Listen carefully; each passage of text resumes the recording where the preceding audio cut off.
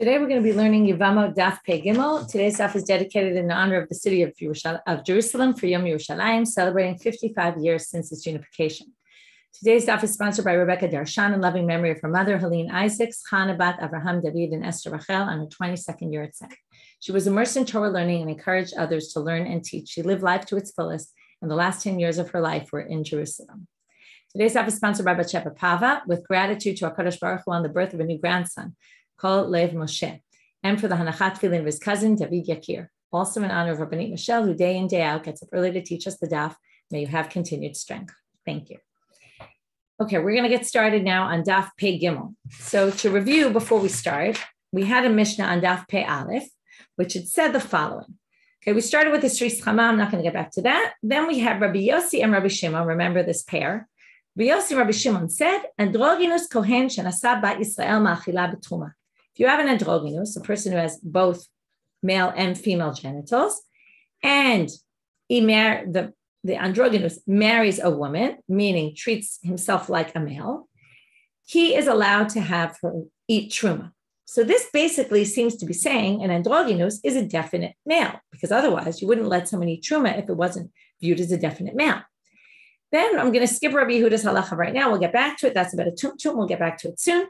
Then we had androgynous nosei avalon nisa. He can marry a woman, but he can't be betrothed by a male, meaning act as if he was a female. Again, seeming to indicate definite male. And Rabbi Eliezer androgynous chayvim alav skila kizachar, which also seems to say definite male, because if he engages in relations with a male, then he's liable for getting stoned. We saw at the end of yesterday's daf a bit of a difference of opinion. What's the difference between him and Tanakam? We got into that. We're actually going to come back to that machloket also in today's daf. There it was kind of mentioned because of the line before it. In today's daf, we're going to get to it kind of as approaching it, even though it's going to be a little redundant from what we saw yesterday, but it's going to be approaching it from, okay, now we're dealing with that line in the Mishna. Let's deal with it rather than it was trying to explain the line before and then had to figure out how do we explain that line compared to that line. In any case, we'll get back to that later. Now we're going to start with Rabbi Yosi and Rabbi Shimon. So we have Rabbi Yosi and Rabbi Shimon who both say androgynous is basically treated as a male, and therefore if he marries a woman, she can eat truma. So comes Rav, Amarav, the last two words in Pei Bet Amabet, Amarav, Leita lematniti makame braita. We don't hold by our Mishna because of a braita that appears elsewhere, which is actually a Tosefta. It's found in the book called the Tosefta, which is, again, a collection like the Mishna was of different braitot that were around. We don't hold by it. What's the braita? We hold by the braita. Ditanya. Rabbi Yosi. Now, the truth is, it's not even saying that we hold this way. It's just saying Rabbi Yosi appears in the Mishna with Rabbi Shimon. Rabbi Yosi appears in the Tosefta saying something totally different. And the real version of Rabbi Yosi is the Tosefta version, as it says in the braita. Rabbi Yosi omer, androgynous b'riya b'fnei atzmahu. Okay, we talked about this the other day. That some people hold, and here you see it explicitly, Rabbi Yosi holds that androgynous is its own unique thing. It's not maybe male or maybe female. It's something different. And then again, there was a debate about how to read this line, which is what I kind of alluded to. Either we don't know, is it male or is it female? Or we know it's not male or female, it's something different, but we don't know how to treat it. Do we treat it like a zachar or do we treat it as a nekeva? Now, this version of what Rabbi Yosi says clearly goes against what Rabbi Yosi said in our Mishnah, because Rabbi Yosi said in our Mishnah, we treat it like a male. If we treated the androgynous as a suffix, we don't know which one, for sure, we wouldn't allow the androgynous to have his wife or its wife eat truma. And that would be an issue. So comes Rav, and he says, clearly the Tosefta is the right version. Now, this is a little bit strange because normally when you have a Mishnah and you have a Tosefta and they contradict, we basically generally hold by the Mishnah over the Tosefta. The Mishnah has higher status. So that's exactly the Gemara's question. I want to, again, just clarify, as I said before, but maybe I wasn't 100% clear, which is, we're not talking about what we paskin, we're talking about what Rabbi Yosi actually held. Because we have a contradiction between Rabbi Yosi in the Mishnah and Rabbi Yosi in the Tosefta. We're going to say, according to Rav, the Tosefta has the right version. To which the Gemara says, Adrabah, you should say the opposite. Leita lebraita makame medmitin. We shouldn't hold like a braita when it contradicts a Mishnah. We should always hold like the Mishnah. So why are you choosing the Tosefta over the braita? the Tosefta over the Mishna. To which the Gemara answers a bit of an answer that I have to say is not 100% clear how to get at this. But they say, Mideshavke Rabbi Yosi lebar zugi. Since he left his partner, meaning in the Mishna, Rabbi Yosi appeared together with Rabbi Shimon. In the Tosefta, he appears on his own. That shows that he must have held like Rabbi Shimon to begin with, and then veered from him and changed his mind. So because he left, Shavke is to leave, bar zuge, his partner. Shmamina hadrabe, we can infer from here, he must have changed his mind. So that's their assumption. Also, by the way, some people, there's an assumption that the Tosefta was put together later, so maybe that also would show that the version in the Tosefta was a later version. So according to Rabbi Yosi shifted his opinion, and therefore the one in the Tosefta must be the right one. Again, it's not 100% clear as proof, and that's why it's not going to surprise us that we're going to have a different opinion. Shmuel Amal, later the braita, makami matnitin, he says, no, I view the opposite. Choose the Mishna's version over the Tosefta.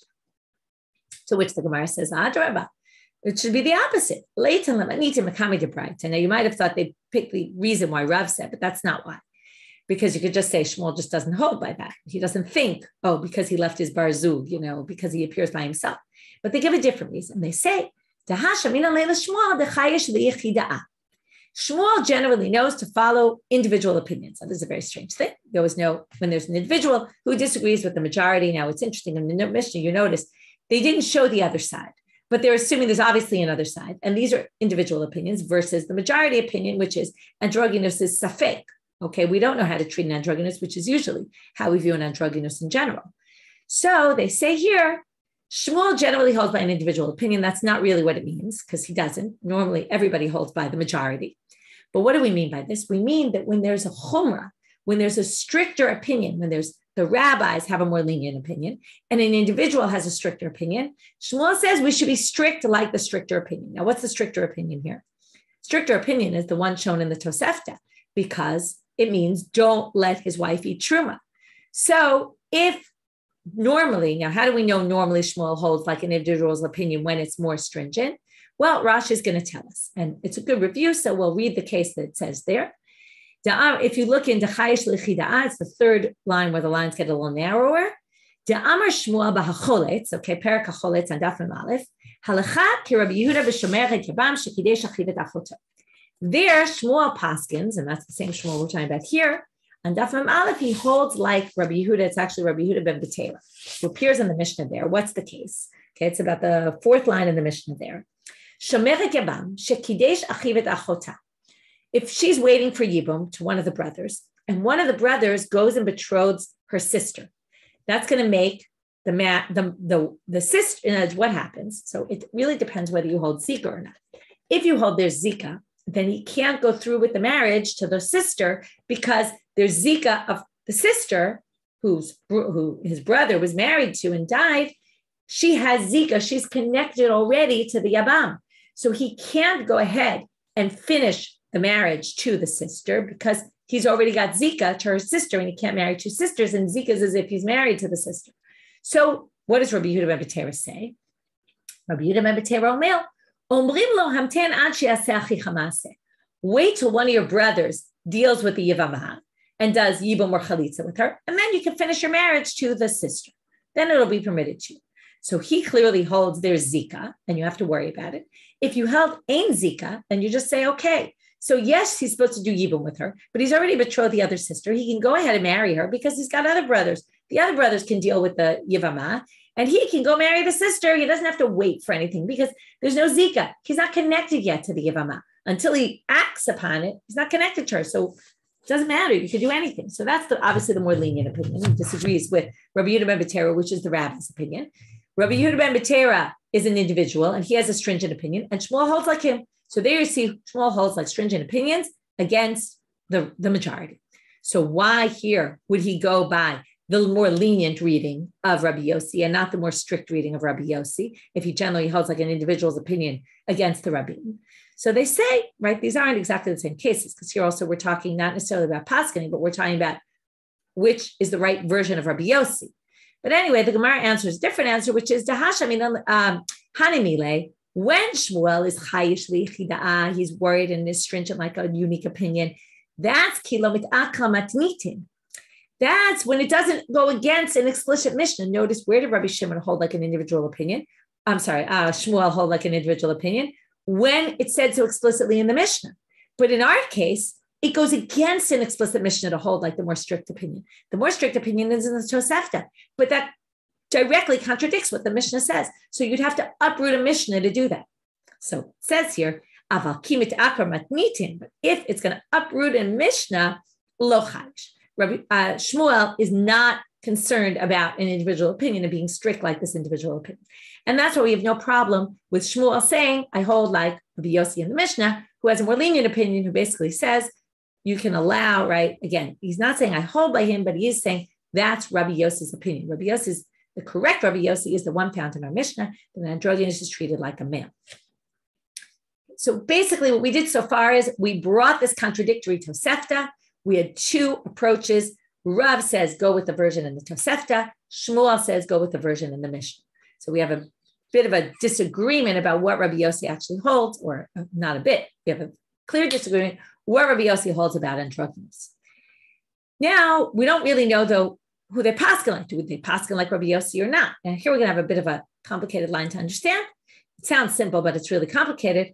Amrei Beit Rav, in the house of Rav, which on Amud Bet, they're going to say, this is actually Rav Huna.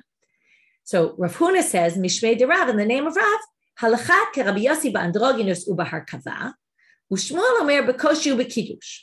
So without understanding much yet at all, don't worry, the Gemara is going to explain everything we don't yet understand. But what we basically have is, Rav Huna says in the name of Rav, we hold like Rabbi Yehuda, Rabbi Yosi, when it comes to androgynous, and when it comes to the laws of harkava, which we're going to explain in a minute, which is grafting. And Shmuel says we hold like Rabbi Yosi when it comes to koshi and kiddush. We're going to have to understand what that means. It's not at all what you think it means. It's not kiddush like kiddush on Shabbat, something else entirely. And we definitely don't know what koshi means yet either. So androgynous hadamaran. So let's go back to the first statement. We hold like Rav when it comes, Rav says that we hold like Rabbi Yosi in androgynous. Now, why is this a very complicated line? It didn't tell us which Rabbi Yosi Rav holds like, okay? In other words, in the name of Rav, they said the halach is like Rabbi Yosi by androgynous. So Rashi tells us specifically that this disagrees with the version we had of Rav earlier. Before, what did Rav say? Which is the right Rabbi Yosi? The one in the braita. Comes Rav Huna and he says, no. Rabbi Yosi, the right one, according to Rav, is in the Mishnah, and we hold like him. Now, how did Rashi get there? In other words, why wouldn't you just say very simply, Rav says, not only do I think the version of Rabbi Yosi in the braita is right, but I actually hold like him. That would have been the more simple reading. So, and in fact, that's the reading that the Rif and the Rambam take.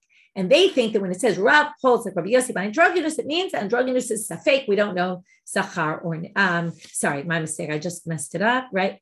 Right. We hold like Rabbi Yosi in the braita, that it's safek, okay? And that matches what Rav said earlier, that we choose the braita, the Tosefta, over the Mishnah. Okay, the Gemara calls it a braita, which just means it's not in the Mishnah. It happens to be in the Tosefta, so I like to call it Tosefta. Most braita don't appear in any book. Okay, but that's why I'm using the terms interchangeably. But Rashi says, no, actually, Rav Huna's version of Rav is different from our Gemara's version of Rav. In other words, there were two traditions about whether Rav preferred the version in the Mishnah or the version in the Tosefta. What motivates Rashi to say this? Because in all the other cases here that we're going to paskin like Rabbi Yosi appears with Rabbi Shimon. So therefore, it must be that what they're really saying here, even though they didn't say it, is in all these cases, we're going to hold like Rabbi Yosi and Rabbi Shimon together. And here you see all the cases where Rabbi Yosi and Rabbi Shimon appear together that we hold like that. And therefore, since all the other cases have Rabbi Yiso and Rabbi Shimon together, they're assuming Rav Huna thinks we're holding Rabbi Yosi in the Mishnah, that we actually allow the androgynous to feed his wife truma. We treat the androgynous like a male. And again, a different tradition of Rav. So that one line, which seems very simple, is actually very complicated to understand by the Rishonim because it's not very clear. It's a good example of where it seems clear, whoever, right, when they wrote this or said it, everyone knew what they were talking about, but later it became very unclear what they meant. And in fact, because why do I think it's obvious that they thought it was obvious what it meant? Because it says, androgynous hadamaran, that's what we already just discussed. So obviously you know what that means, even though clearly the Rambam and the Rif thought one thing and Rashi thought the exact opposite. Next, harkava. So now we're going to get into laws of shmita. Shmita year starts on Rosh Hashanah. But there's what's called Tosefet Shvi'i. Now, I say this a little bit with a little bit of hesitation because we're going to see not clear whether they're actually talking about Tosefet Shvi'i or something else, which we'll talk about in a minute. But generally, what we say is I'll use the word Tosefet Shvi'i loosely. Right? We have to, let's say Tosefet Shabbat. That means we add on a few minutes before and a few minutes after to Shabbat. Likewise, we add on to Yom Kippur a few minutes, and likewise to the Shemitah year, we add on time before and time after, where certain things are forbidden. So now, even though technically it starts on Rosh Hashanah. So now there's a three-way machloket. At what point can you not do the following actions? Ditnan, as it says in the Mishna, ein notim, you can't plant. Ve'ein mavrichin, which is when you take the shoots and you replant them in the ground. Ve'ein markivim, which is grafting. Okay, right? You graft a branch into a tree, branch from somewhere else. You can't do any of those things. Erev shvi'i, pachot mishloshim yom lefnei Rosh Hashanah. You can't do them on the eve of the Shemitah year for 30 days before Rosh Hashanah. Ve'im nata v'hivrich v'hirkiv ya'akol. If you did it, you have to uproot it. Okay, you can't let that grow. Rabbi Yehuda omer, kol harkava she'ena koletet b'shlosha yamim shuvena koletet. People say, why do we use harkava, specifically the grafting? Because the grafting takes the longest amount of time. And even that, already in 3 days, it's already absorbed into the ground, kind of like accepted. And therefore, right, maybe starts already growing roots. And therefore, only 3 days before Rosh Hashanah, not 30 days. Okay, so 4 days before, no problem, because it'll already take root before the Shemitah year, and then it's fine. We just don't want things taking root in the Shemitah year. Rabbi Yehuda omer, I went back by accident. Rabbi Yosi, Rabbi Shimon. Here we get to Rabbi Yosi and Rabbi Shimon. Omrim shtei Shabbatot, 2 weeks. So we have 30 days, 2 weeks, 3 days. This is not so relevant, although it's relevant to understanding these opinions better. Those were 3 Tanaitic opinions that appeared in the Mishnah. A later generation, Amar Rav Nachman, Amar Rav Ravua, comes in Amor and he says, L'divrei omer shloshim, tzruchim shloshim u'shloshim. L'divrei omer shlosha, tzruchim shlosha u'shloshim. L'divrei omer shtei Shabbatot, tzarich shtei Shabbatot u'shloshim. He basically says, add on 30 days to all these opinions. Whoever said 30 meant 60. Whoever said 3 meant 33. Whoever said 2 weeks meant 30 days plus 2 weeks. Why? This is why I said I use the term Tosefet loosely. What he really means is there's a law of Tosefet Shvi'i, which is 30 days before Rosh Hashanah. Everybody agrees with that. The debate is what has to be done. It has to take root before the Tosefet time starts. And as Tosefet's already shmita. Therefore, things have to be planted and take root already before the Tosefet starts. And then there's a debate. How long do things take? How long does it take for it to take root? Or I guess how seriously does it have to have taken root? Is 3 days enough, 2 weeks, or 30 days? It's a little bit tricky to say this because if you look at the wording of the Mishnah, it says, Pachomish Loshim Yom Lifnei Rosh Hashanah. He says 30 days before Rosh Hashanah, which now Rav Nachman is understanding as 60 days before Rosh Hashanah. So it's a little hard to read it into the Mishnah, but that's his understanding of it, and he holds that. Again, to us, it's not, it is very important because the main thing we brought this to show is in this 3-way debate, is it 3, 2 weeks, or 30 days? Then we hold like 2 weeks. Okay, that's the opinion we hold by, whether it's 2 weeks, according to the simple reading, or the way Rav Nachman understood it, which is 2 weeks plus 30 days. Obviously, it's very relevant halacha l'maaseh. I'm just saying for the purposes of our sugya, that's a little bit of a side point. That's the first machloket. Okay, we have the machloket by androgynous, machloket by harkava, and both of those he holds like Rabbi Yosi. Again, the androgynous is still not 100% clear which version of Rabbi Yosi. Now we get to the 2 of Shmuel, koshi. This one's a little bit more complicated. Shmuel amar b'koshi v'kiddush, what's koshi? So I'm going to give you background. You have to start very basic. First, we'll start with laws of a woman giving birth. A woman gives birth, okay, now you have to distinguish between what's done nowadays and what was done in those days. In those days, and I say specifically because we'll talk about why nowadays things are all different. But in those days, a woman would give birth. She'd be in nida for 7 days for a male, 14 days for a female. This is by Torah law. After the 7 days or the 14 days, depending on whether she gave birth to a male or female, she would go to the mikveh. At that point, she could be with her husband, no problem. She doesn't need 7 clean days or anything like that. She goes to the mikveh. What's these 33 and 66 days of dam tohal? Well, notice what it's called, dam tohal. That means pure blood. Any blood she sees then is what we call pure blood, meaning she's not tameh. What's the only issue, and is why do we even count these days? Because she can't bring a sacrifice, which actually she's obligated to bring after she gives birth. She can't bring a sacrifice until until what? Until those days pass and she can't go to the temple. So that's a yoled. So she can't go to the temple till, for a boy, 33 more days. She brings her sacrifice on day 41 in the morning and day 81 if she gave birth to a girl. But all the blood she sees then is not tamei blood. Unless, okay, she's what's called a yoledet bezov. Now, to understand what a yoledet bezov is, we're going to have to go way back to laws of nida and zava. So a woman, when she's menstruating, according to Torah law, 7 days from the day she starts bleeding, she's in nida. She goes to the mikveh at the end of the eighth day at night, the night of the 8th, as long as she stopped bleeding, okay? She doesn't need 7 clean days at all. If she continues to bleed day 8, 9, 10, those are potential zava days. Or if she stopped bleeding, went to the mikveh and all was fine, and then within day number 8 to day number 19 of her cycle, this is a halacha l'mashma, there's 11 days between nida, which means days 8 through 19 of her cycle are potential zava days. They're days that are atypical. She's not expected to get her period. I always say this in simple ways. It means the smallest cycle of a woman is a 20-day cycle. Okay, we can assume maybe a woman has a 20-day cycle. So once she gets to day 20 and bleeds, we're going to call that nida blood. Now, what's the difference of a zava blood or nida blood? So forget about zava ktana. I'm not going to get into that. But as long as she bleeds for 3 days, she then needs to wait 7 clean days. Now, let's jump to nowadays. Nowadays, we assume we don't know how to count properly. And because also the Rambam has a whole different system, he says it's like you menstruate for the first time, from then for the rest of your life, 7/11, 7/11, 7/11, right? Like take a calendar, mark it off forever. And whenever you bleed, if it's in the nida days, you're a nida. When it's zava days, zava. It's very hard to understand the Rambam's shita, but that's what it seems to be if I understand it correctly. This actually makes a lot more sense according to the Rambam. We'll see in a minute. But the point is that there's something called nida, there's something called zava, because of the confusion of how exactly we count, and they're worried people were messing up things. And zava needs 7 clean days. We basically call all women who bleed zavot. Okay, we're going to assume all women bleed are called zavot, even a yoledet who bleeds on account of birth, which is clearly not zava. Every time a woman bleeds, we're going to make her do sheva nikiyim. By the way, that the calling in the time of the Rishonim already, like nida and zava were all together, and all women had to wait sheva nikiyim. But some people still held with dam later. We could go by Torah law after giving birth, but that eventually also got changed, and everybody always waits 7 clean days, and that's why women are generally more, it takes them longer to go to the mikveh after birth, because women generally bleed much longer.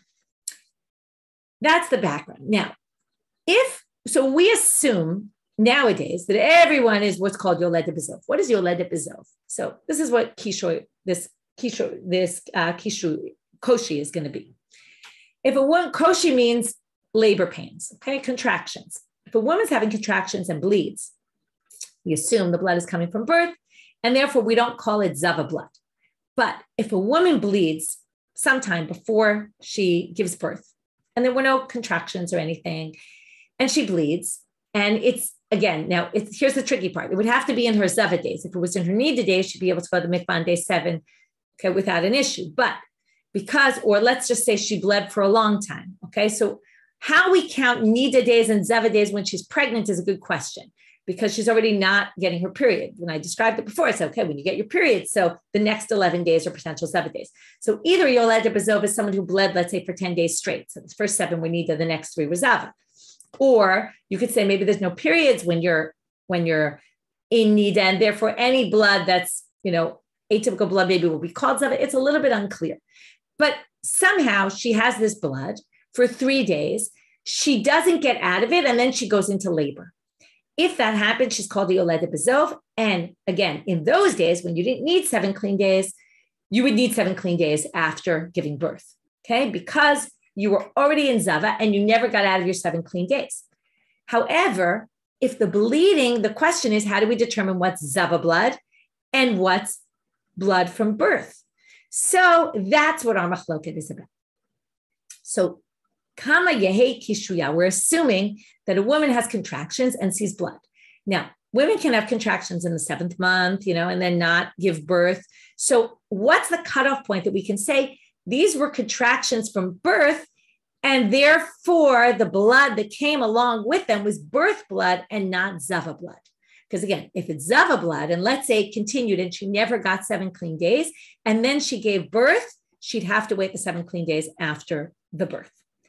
So how long do we assume that she could be having these labor pains, see blood, and we can still say this was only having to do with birth and not having to do with zava blood? And then she wouldn't have to wait those extra days after she gave birth. Rabbi Meir, up to 40 or 50 days before the birth, we can still say that had to do with birth. Again, it has to be accompanied with labor, with contractions. Otherwise, it wouldn't be. Rabbi Yehuda Omer, Daya Chodshad. This is a very strange opinion. This says from Rosh Chodesh of that month, of her 9th month. So if her, she gives birth in the middle of the month, it would be 2 weeks before. If she gives birth at the 2nd day of the month, it would be 2 days. If she gives birth at the last day of the month, it would be a full month. It all goes by Rosh Chodesh. Some people say, why Rosh Chodesh? Because they would blow the shofar to announce that it was Rosh Chodesh, and sometimes the blowing of the shofar could cause her to bleed and get contractions. Somehow they thought that was connected. Right? Interesting theory. Okay. Rabbi Yosi, Rabbi Shimon, which is the opinion we're looking for. Here they match what they said earlier. 2 weeks by Harkava. Also here they say 2 weeks. 2 weeks before birth, you can attribute it to the birth. Any before that is already going to be zava blood. That's not machlok. Next, kiddush. Kiddush comes from the language by kilaim. Kilaim is when you plant, right, according to Torah law, it's specifically vines with grains or something that grows from the ground. So that's kilaim. Now, we say, hamisakech, so ditnan, hamisakech gafno al gabei tvuato shel chavero. I take my vine, and you know how vines work, right? They're kind of, how do you call them? They're wavy kind of things. And you can basically take it and put it on top of grains that are growing in the ground. So I take them and I throw them kind of on top of your grains. So I created kilaim in your field, basically. So the question is, am I responsible? So according to this first opinion, Rabbi Meir, hareze kidesh. Now, kidesh is the language they use on the pasuk for kilaim to say you've destroyed it and you've messed it up and you have to burn it. Okay, that's the laws of kilei akerim. You have to burn them. So I've done something wrong, and I'm now responsible, meaning I have to pay you damages because I ruined your crops, because now you have to burn them. Divrei Rabbi Meir, Rabbi Yosi, Rabbi Shimon, which is the opinion that Shmuel holds by, Omrim, now moving to Amud Bet, Ein Adam Osel Davar She'eino Shelo. I can't create kilaim of your field that has to be destroyed. Yes, it's true. It becomes a mixed breed, but you don't have to destroy it. It's only destroyed if it's my own. I can't do it to somebody else's produce, which means it's not kilaim, your side. It's funny because my side is going to be kilaim because it now grew connected with your wheat, but your side is not. And therefore, I obviously don't have to pay you back anything.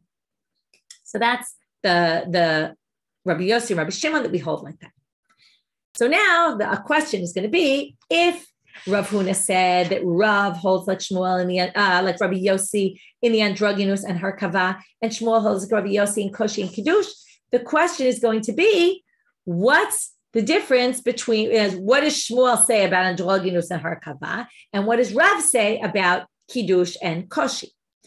So we buy androgynous mali amar Shmuel. It's a bit of a strange language. It says, what to me does Shmuel say? I don't know why me comes in there, but basically it means androgynous. What does Shmuel say about it? So they say, Tashma, let's learn from here. To amar Shmuel Rav Anan, later la braita makame matnitin. This we saw before. Okay, before we didn't see it with Rav Anan, but Shmuel said, we don't hold by the braita in light of the Mishna, meaning we hold like Rabbi Yosi. It's Rabbi Yosi's version in the Mishna is the correct version, and we treat an androgynous like a zachar. And therefore, and I hear that therefore is a little tricky. There he was saying which version of Rabbi Yosi is the correct version of Rabbi Yosi. He didn't exactly say I hold like Rabbi Yosi, but the assumption here for some reason is he must hold like Rabbi Yosi in the Mishna, okay, the version of the Mishna. Harkava mali amar Shmuel, which again means androgynous is a male and can feed his wife truma. Tashma, what about Harkava? Tashma, let's learn from here. The Amar le Shmuel Rabbanan, again he says to Rabbanan, Tnei kemanda amar shlosha u'shloshim. Use the version of the braita that says 3 and 30 days, meaning he holds like Rabbi Yehuda. He specifically does not hold like Rabbi Yosi. Koshi mali amar Rav. What does Rav say about the koshi, about the birth and the zava days, and which amount can you assume, right, that it's comes from birth and not from zava blood? So teku, we don't know. Okay, we have no way to determine. Kiddush Mali Amarav. What does he say about kilaim? Amarav Yosef Tashma. Rabbi Yosef says, let's learn from here. To Amar Rav Huna Amarav and Alchak Rabbi Yosi. Rav Huna says in the name of Rav that we don't pass on like Rabbi Yosi on that issue, on the kilaim. To which Amar Le Abaye says, what are you talking about? My chazit samach. Aha. Why did you rely on the version of Rav according to Rav Huna? Because I have a different version. Smochaha. To Amar Rav Ada Amar Rav Halachak Rabbi Yosi. I have a version of what Rav said about this issue in the name of Rav Ada instead of Rav Huna, and he specifically says the halacha is like Rabbi Yosi in the kilaim, the mixed breeds. So, what does Rabbi Yosef answer? Remember their relationship. Abai was a student of Rabbi Yosef, so he questions his rabbi, and comes Rabbi Yosef with the answer. Why did I say Rav Huna? And this I told you already, which is Amrei Bei Rav Manu. They say, who is Amrei Bei Rav? Who is it? Rav Huna. Okay, when we said, how did we start? We started with the house of Rav says, which is basically Rav Huna says, in the name of Rav, that or not in the name, he says that Rav holds like this. And then we said, well, if Rav holds like Rabbi Yosi in these two issues, what about the other two issues? And then I brought what Rav Huna says in the name of Rav about the other issue, which is he doesn't hold like him. And you want to question me from Rav Ada what he says in the name of Rav? In other words, the whole question, I was talking within Rav Huna and what Rav Huna said about Rav. So I said, Rav Huna says Rav holds like Rabbi Yosi on these two issues. And then they asked me, well, what does he hold like in the other two issues? So obviously I'm going to take a statement of Rav Huna who quoted Rav to answer the question rather than somebody else who has a different tradition of Rav. And therefore he says, right, Rav Huna Mar Ein Halacha. And therefore to answer your question of what Rav Huna thought Rav said about this issue is, right, because that's pretty much what the question was. It was really what did Rav say, but what did Rav say within, we were bringing Rav Huna's tradition of Rav, so therefore I'm answering with Rav Huna and not with Rav Ada. Now we're back to a different line in the Mishna, which we didn't yet read today. We read it on Moran Pei Aleph, so I'm going to go back and read it about a tumtum. Rabbi Yehuda Omer, tumtum shenikha v'nimtza zachar lo yachlotz mipnei shu kisaris. A tumtum who gets torn, okay, a tumtum is someone whose genitals are sealed and we don't know what they are. And then it turns out that they have male genitals and not female. Then we say, don't do chalitza because he's a saris. Okay, basically Rabbi Yehuda is saying a tumtum cannot give birth. Okay, it's not capable of having children, even if they're opened up and then turned out to be male. So, Ama Rabbi Ami, my avile Rabbi Yehuda letumtum debiri. What is he going to do with this situation, a real life situation where there was a tumtum in the city of Biri? They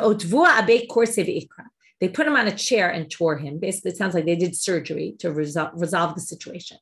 And it turned out he was a zachar.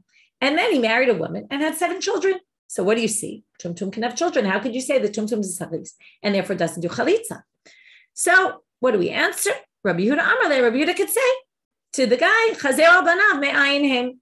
Who's to say those kids are yours? You think they're yours? Your wife must have slept with somebody else, had 7 children with some other father. Okay, and basically says, I don't believe that you can have children. It must be your wife, have relations with somebody else, which actually isn't a crazy idea because he was a tumtum, right? And could be like things weren't normal with him. I mean, again, not that that excuses a woman to go with somebody else, but, you know, I think they were more easily to say, if you were so, we saw this before, that maybe it would cause someone to become, right? If she was married to a kurchufra, it would cause her to do snoot. Maybe that was one of the reasons why she can't marry, let's say, a kurchufra or a psuadaka. So it's a theme that we see a little bit throughout, right? There it didn't come up in the Gemara, but it did come up. I think it was the Sefer Achinu who suggested, no, it was of Uziel maybe. I quoted someone who said that as a possible reason. Anyway, it comes up here as well. Tanya, now we're going to we have Rabbi Yehuda who says basically, a tumtum shenikha v'nimtza zachar is a saris, definitely. Now his son, Rabbi Yosi, Rabbi Yehuda Omer, tumtum lo yachlotz, shema yikha v'nimtza slis chama. Because maybe he'll be torn, right? He'll be opened up and will turn out to be a sris chama. So now this seems strange, right? Shema yikha v'nimtza slis chama. What about maybe it's female, right? Maybe it's not male. So they say, what are you talking about? Atu kol demicha zachar have. In other words, we're worried maybe he'll be torn and then we'll be a saris. But what? Maybe he'll be torn, he'll be a female. In other words, it's a weird thing to say, right? You're making it sound like if he's torn, he'll end up being a male. Maybe she'll be torn and she'll be a female. So, hachi kamra, this is how it should read. Shema, what he really meant to say was this. Shema yikara v'nimtza nekeva. Okay, maybe the tumtum will be torn up And it turns out she was a woman. So that's 50-50, right? Could be male, could be female. And then obviously you don't do chalitza because you're a female, right? You have to be the brother to do chalitza. And even in the 50% chance that it's male, maybe he's a saris chama and can't have children. Okay, so that's why he doesn't do chalitza, because then you already, let's say, right, 50% chance female, 50% male. Within the 50% chance he's a male, there's a certain percentage that he'll be a saris chama, in which case he's not a male that's chayav in chalitza. So, my benai, what's the difference between Rabbi Yosi's version and his father, Rabbi Yehuda's version? Amarabba, because Rabbi Yehuda said he is a saris chama. If he's male, he is a saris chama. Rabbi Yosi said maybe he's a saris chama. So Rabbi Yosi, the law is all midin safek, a doubt. So what's going to be the nafkamina, the difference between them? Amarabba, lifso b'mkomachim, v'shelichlot shelo b'mkomachim ika benai. Okay, so let's go through each one. To disqualify if there's brothers, let's say the tumtum did chalitza. Now, if it's a safek and we don't know, is it going to be male? Is it really male or female? And if it's male, could it potentially even give birth to children? So, or impregnate a woman. So that's all a doubt, which means normally if he does chalitza, the other brothers become disqualified from doing chalitza. Remember that? Once one brother does chalitza, the other brothers can't marry her, right? They don't do chalitza either. So if you say he's definitely a saris, then his chalitza is meaningless. That's Rabbi Yehuda. And therefore the brothers would do chalitza or yibum. Or actually they would do chalitza out of safek, but they can't do yibum with the woman. If he's maybe a saris, but maybe not, then we're going to, which is Rabbi Yosi, Rabbi Yehuda, then we can't allow the brothers to marry her because he disqualifies the brothers, because the side of him that potentially could have children, right? Maybe he could, therefore that would make his chalitza a safek chalitza, which would then prevent the brothers from being able to do yibum with her. And lachlot shelo b'mkomachim, let's say he has no other brothers and he's the only one. So if he's definitely a saris, then he definitely doesn't do chalitza because it's a meaningless action. That's Rabbi Yehuda. If he's Rabbi Yosi, Rabbi Yehuda, what will he say? Maybe he's a saris, but maybe he's not. And since there's nobody else left to do chalitza, right? If you have someone else to do chalitza better, they do chalitza. But since he's the only one, he should do chalitza out of safek, because maybe he is capable of having children. So that's the difference between the two, which is basically, do you view him as a definite saris or as a possible saris? Amar Shmuel bar Yehuda amar Rabbi Abba achua de Rabbi Yehuda bar Zavdi amar Rav Yehuda amar Rav. Okay, so this is passed down the name of the people, which basically ends up being passed down in the name of Rav. What do we say? Androgynous chayavim alav skila mishnei makabot. We're now back to this last line of the Mishna, which is, if you remember, Rabbi Eliezer had said the androgynous is chayav for mishkav zachal, meaning he gets stoned if he has sexual encounter with a man. Already yesterday we said that he means only with his male parts of his body, not with the female parts of his body. That wouldn't be called mishkav zachol. That would be called a regular, normal relationship. So now, according to Rav, androgynous chayavim alav skila mishnei makamot. That means, yesterday we saw this, he's chayav skila, he's liable to get stoned, whether he engaged in sexual relations with a man with his female genitals or with his male genitals. So now, Meitive, this contradicts our Mishnah. Rabbi Eliezer omer androgynous chayavim alav skila k'zachal. And actually, it's not our Mishnah. This is a braita, which expands on our Mishnah. This is only with his male organ. But if it's from his female, then no. So that contradicts. Rav contradicts, basically goes against explicit statement of a Tana. So the obvious answer, because we already know this from yesterday, that there's a machloket between two Tanaim about this. So Rav, that's Rav, de amal ki Tana, he holds like a different Tana, who says explicitly what we claim Tanakama said in our Mishnah, de Tanya Rabbi Simai Omer, androgynous chayavim alav skila mishnei makamot. Okay, you're chayav skila either which way. My time de Rabbi Simai. Now we're going to see this in the psukim. We're going to darshan the psukim that deal with homosexual relations. Amar Rava bar Hamduri esber ali. Amar Rava. Rava says bar Hamduri esber ali. Bar Hamdura was an Amora. He explained to me. Ve'et zachar lo tishkav mishkavei isha. So right. And a male can't sleep the way people sleep with a woman. Okay, so what does this mean? Mishkaveh, notice, is in plural. So they say, Ezehu zachal sheyesh bo shnei mishkavot. What is a male that could sleep with another man could having relations with a different male in two different ways? That would only be Havemer androgynous. And the pasuk saying he can't sleep with a woman, right? With a man, Mishkaveh is Aisha, like a woman, meaning in two different ways. So there you see, two different ways are a problem. V'Rabbanan afagav di'ipe shnei mishkavot et zachar ktiv.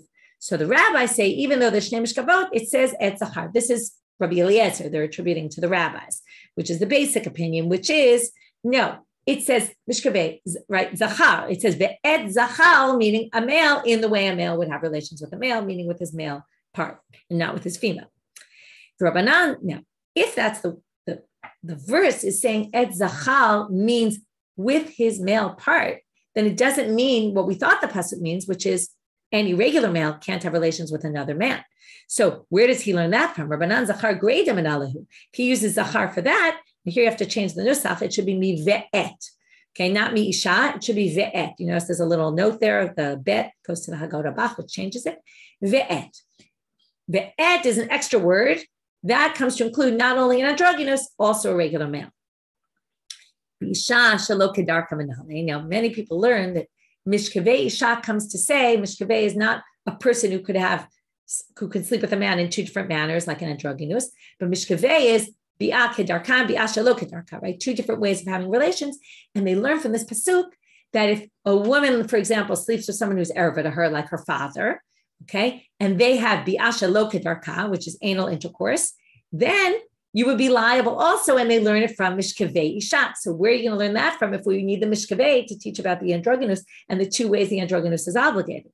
So they say, isha shelo kedarka, we get it from the words mi isha. Again, take out the vav, there is no vi isha. It's mi isha, which is, in the pasuk it says, right, mishkaveh isha. It could have just said mishkaveh. Why is it saying? Because mishkaveh would be two different ways of having relations, and we know about this androgynous. So why does it say isha? To tell you even a woman is liable if she has bi'ah shelo kedarka, anal intercourse with someone who's forbidden relative of hers. So that's how we darshed all this psukim to get to all the different halachot. And we saw the two different approaches to where each of them got, whether an androgynous is chayav only like a zachar or also with his tzad nekeva shebo. Amar Rav Shizbi, Amar Rav Chisda. Now we're going to go back to androgynous. Lo lekol Amar Rabbi Eliezer, and as we were still in androgynous, but now we're going back to the law of androgynous being male or female. Rabbi Eliezer in our Mishna said, the androgynous gets stoned for mishkaveh zachar, which means he treats the androgynous as a male. If it was safek, you wouldn't get stoned. Otherwise, you're potentially murdering someone who's not deserving of death. So now we're going to say, not in every area did Rabbi Eliezer think androgynous is zachar ma'al yehu. Because when it comes to sacrifices, if you took an androgynous animal and you sanctified it, now animals, it says in the Torah for many sacrifices, either zachar or nekeva. Or they say zachar or nekeva. So because it talks about male and female, come to Rabbi Eliezer, right? We're going to see, Rabbi Eliezer holds that if you sanctify an animal that's an androgynous animal, it's not sanctified for a sacrifice because you can't bring it as a sacrifice because it has to be either zachar or nekeva, and the androgynous is, safek. So sometimes he'd use the androgynous as safek because otherwise you would see when it comes to sacrifices, if he treated it as zachar, it would work for the korbanot that are male korbanot. And it doesn't.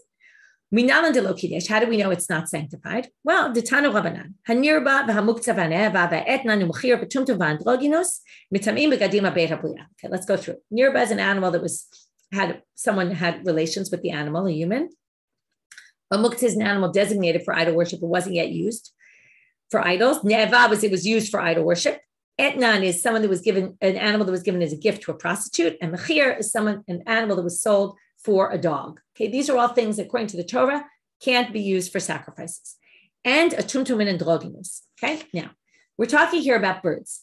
Birds, when you bring them as a sacrifice, the kohen, instead of slaughtering it, which is the way you eat a bird normally, you slaughter it, kosher shmita. In the temple, they would do malika, which is the kohen would take his finger, hold it in the back of the neck, and kill the bird using his thumb in the back of the bird's neck.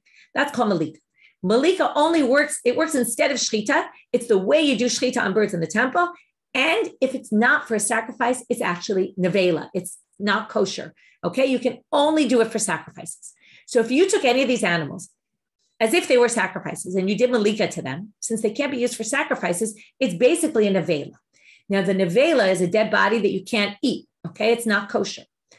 There's a unique halacha by nevela of a bird, which is, while it's in Beit HaBliah, while you're swallowing it, it's mitame your clothes, it's mitame things you touch, okay? It has a certain amount of, a level of tumah to it.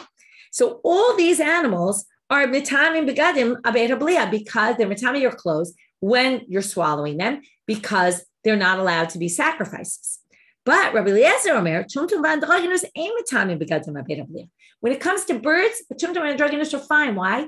Because all bird sacrifices are not male or female specific. It could be anything. It always says 2 tolim or 2 b'nei yonah, 2 turtle doves or 2 pigeons. It never says male or female. So an tumtum and androgynous can work for that. But what's obvious from here is they can't work for animal sacrifices. It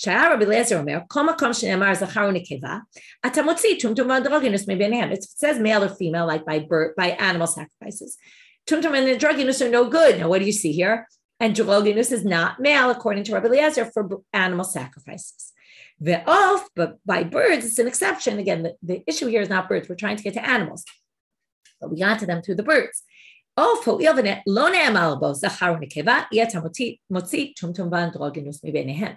birds, since there's nothing specific to male or female, therefore the tumtum and androgynous can be brought for bird sacrifices. And he disagrees with Tanakama about that point, but the whole point was, in our Mishna, he treats a male as an androgynous as a male, but when it comes to animals, he doesn't. So he's not 100% androgynous is male. On certain issues, yes. On certain issues, no. Why is a good question. I'll leave you with that to think about.